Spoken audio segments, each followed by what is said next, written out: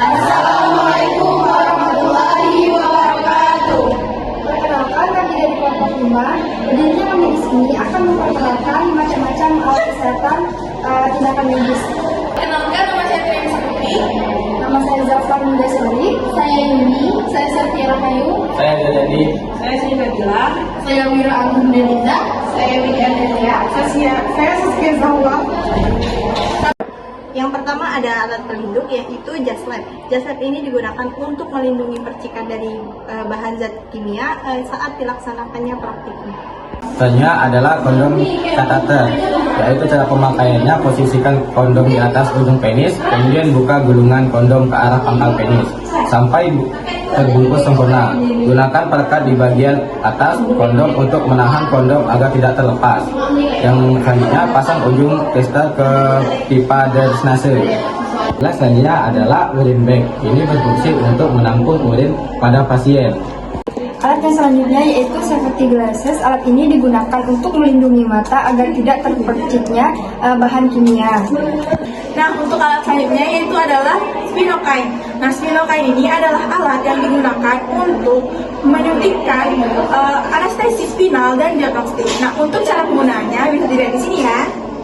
Nah, untuk alat selanjutnya itu adalah kateter intravena jenis PEG. Kateter ini digunakan atau berfungsi untuk memasukkan infus obat-obatan dan produksi darah ke dalam tubuh. Kateter ini biasanya dimasukkan melalui vena perifer kecil. Nah, untuk cara penggunaannya bisa dilihat di sini ya. Ini adalah kateter pria. Biasanya digunakan untuk mengalirkan air seni. Cara penggunaannya yaitu dimasukkan ke dalam lubang penis. Ini adalah kantong kolostomi, berfungsi sebagai menampung feses bagi pasien yang setelah mengalami operasi kolon. Biasanya ditempel di bagian sini untuk menampung feses, lalu ini dikunci. Biasanya diganti 1-3 hari. Selanjutnya ada winger infusion sheet. Ini digunakan untuk mengakses intravena atau vena arteri. Ini digunakan untuk injeksi intravena sebelum diinfus. Untuk cara penggunaannya di samping. Alat selanjutnya yaitu disposable infus set. Ini digunakan untuk mengalirkan cairan infus pada pasien. Cara penggunaannya di samping. Stomach tube adalah suatu alat bantu medis yang digunakan untuk mengatasi masalah pemberian nutrisi pada pasien yang mengalami kesulitan menelan ataupun menolak untuk makan. Mucus extractus atau penghisap lendir berfungsi untuk menyedot lendir dari hidung atau mulut bayi atau orang yang kesulitan bernafas. Selanjutnya ada alat spirit, digunakan dengan cara untuk mengeluarkan kotoran di telinga atau mengeluarkan binatang-binatang kecil atau serangga yang masuk ke dalam telinga. Alat selanjutnya itu disposable syringe atau suntik sekali pakai. Alat suntik ini dipakai untuk memasukkan cairan atau gas ke dalam tubuh pasien. Alat ini terdiri dari tabung dan piston yang keluar dari ujung belakang. Baik, selanjutnya yaitu ada alat oksigen, selang oksigen atau bisa disebut juga dengan masker oksigen. Alat ini itu berfungsi untuk mengalirkan oksigen tambahan kepada pasien yang kekurangan oksigen. Nah, cara penggunaannya itu yang pertama itu pasang selang oksigen ke sumber oksigen dan atur aliran oksigen sesuai dengan anjuran. Nah, yang kedua itu periksa aliran gas di seluruh perangkat. Yang ketiga itu pasang masker pada wajah pasien dengan berpusat pada hidung dan mulut. Strip elastis harus berada di bawah telinga dan di leher. Nah, selanjutnya secara perlahan sesuaikan selip plastik sampah kanul aman. Yang terakhir, bentuk logam metal pada masker sesuai dengan batang hidung. Alat yang selanjutnya yaitu glycerin syringe, digunakan untuk memasukkan cairan glycerin ke dalam proses usus, jadi merasang peristaltik usus sehingga pasien dapat buang air besar dan juga digunakan untuk persiapan operasi. Baik teman-teman, selanjutnya ada blood bag atau kantong darah. Nah, blood bag ini digunakan untuk sebagai pengisian untuk cairan darah yang berbeda-beda. Alat kesehatan yang selanjutnya yaitu masker. Alat ini digunakan untuk melindungi agar tidak terhirupnya zat berbahaya seperti zat kimia ataupun debu serta mikroorganisme lainnya.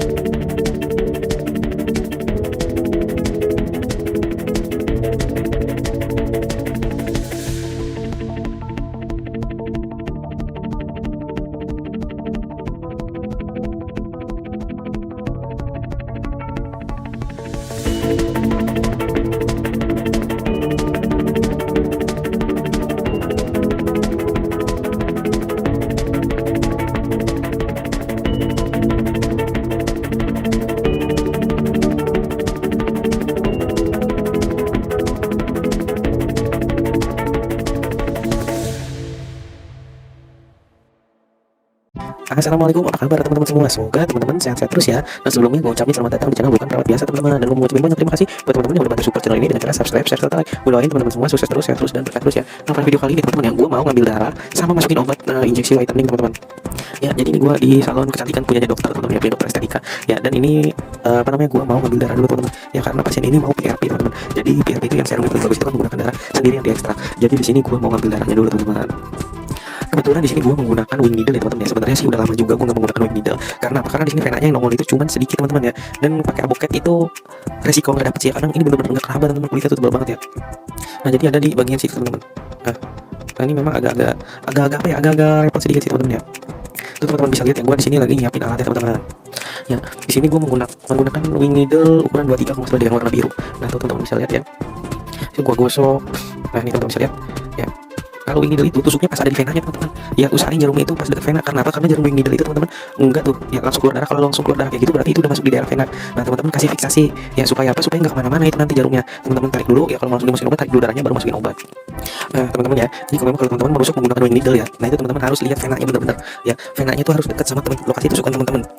Jangan jauh-jauh ya, jangan ambil 1 cm ke belakang, jangan ya. Kalau bisa itu cuma beberapa mili aja jaraknya. Kan kalau gue kalau diambil video ngambil darah itu kan gue langsung langsung ambil dari jauh kan kalau pakai spuit ya nyuntiknya ya. Nah, tapi kalau menggunakan wing needle itu jangan ambil jauh. Kenapa? Karena wing needle itu jarumnya itu kecil, itu bukan ukurannya kecil. Enggak, maksudnya kan kalau jarum suntik itu kan panjang ya, bisa belok-belokin. Nah, kalau menggunakan wing needle ini teman-teman agak repot teman-teman kalau mau belok-belokin gitu. Bisa-bisa teman-teman malah trial and error. Ya, jadi teman-teman kalau memang menggunakan wing needle, saran gua ya tusuk di bagian venanya langsung. Buat teman-teman yang sering coba-coba di rumah menggunakan inverse whitening sendiri ya, yang gue saranin teman-teman ya, jangan menggunakan untuk pertama kali. Gimana ya maksudnya?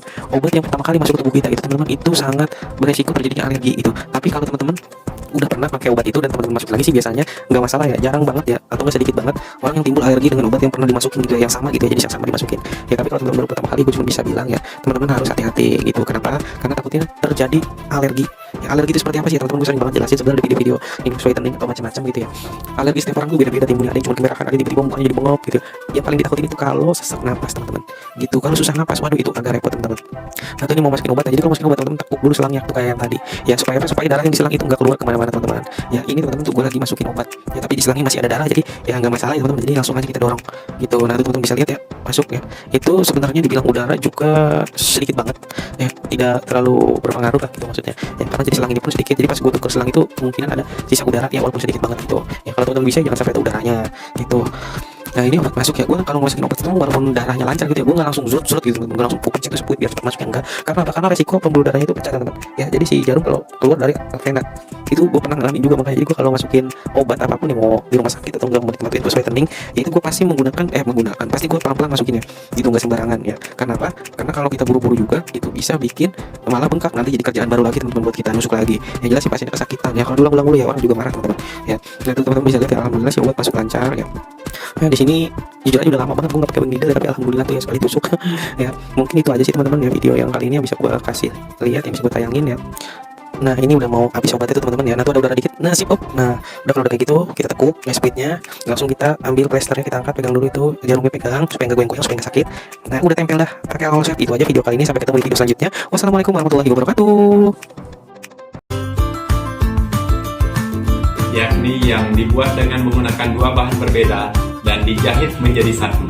Satu sisi dibuat berwarna, sedangkan sisi lainnya berwarna putih. Mencari sisi atas atau bawah. Sisi atas biasanya dilengkapi dengan sebuah kawat di dalamnya. Sisi yang berkawat itu harus berada di atas hidung. Kawat tersebut harus ditekan agar tidak menyisakan celah yang terbuka antara hidung dan pipi.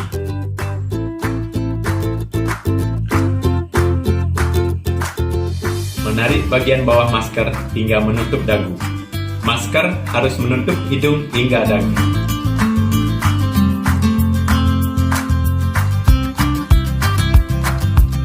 Jangan pernah melepas masker dan menempelkan di leher.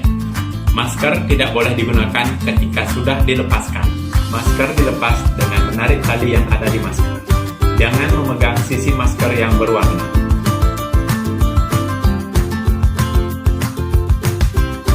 Demikian informasi cara pemakaian masker yang benar menurut WHO. Dan jangan lupa lakukan hand hygiene setelah melepas masker. Semoga bermanfaat.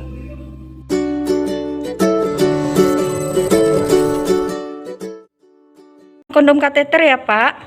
Baik, Sus. Baik, saya mulai ya Pak. Baik, Sus. Bismillahirrahmanirrahim. Baik Pak, pertama kita tutup tirai dulu. Baik Pak. Saya cuci tangan dulu ya Pak.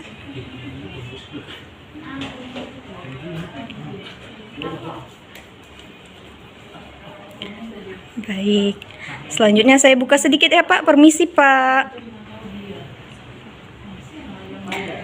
Kemudian saya akan mulai untuk membersihkan.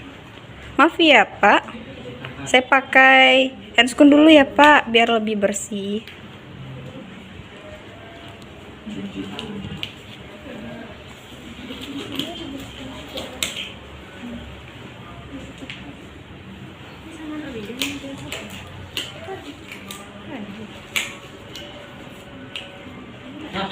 Baik, setelah itu kita dekatkan bengkok ya Pak.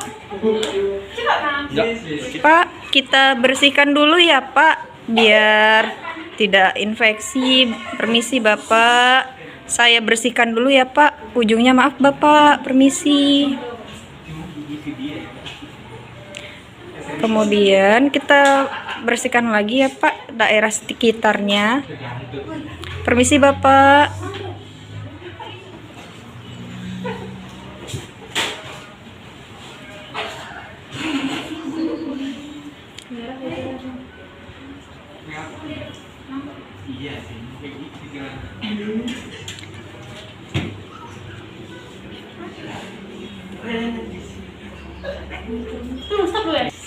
Permisi ya Bapak, saya bersihkan lagi. Baik, sudah selesai. Tinggal saya mulai pemasangan kondom kateternya ya Bapak. Bismillahirrahmanirrahim. Saya mulai pasang ya Pak. Tarik napasnya ya Pak. Permisi ya Pak, permisi.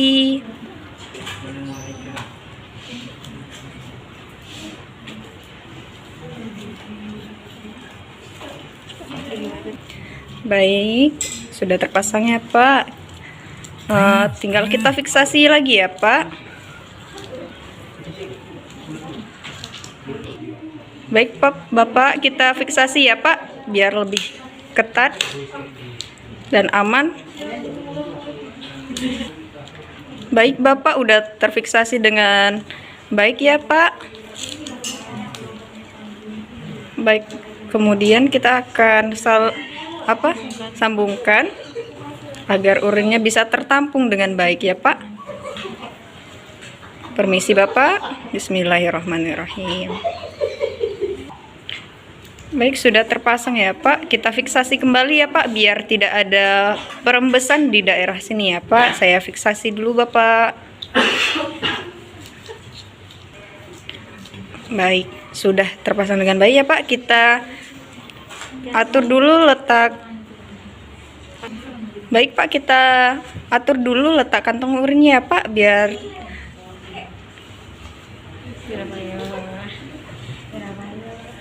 aman, tidak jatuh ya Pak. Bapak gimana sekarang Pak? Udah nyaman Pak? Sudah, Sus. Alhamdulillah ya Pak. Ini pemasangan sudah siap. Kita rapikan dulu ya Pak. Kita rapikan dulu Pak.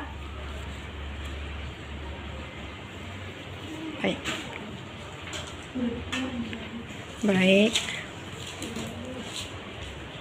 Kita tutup ya Pak. Kita tutup ya Pak. Maaf Pak, permisi. Baik.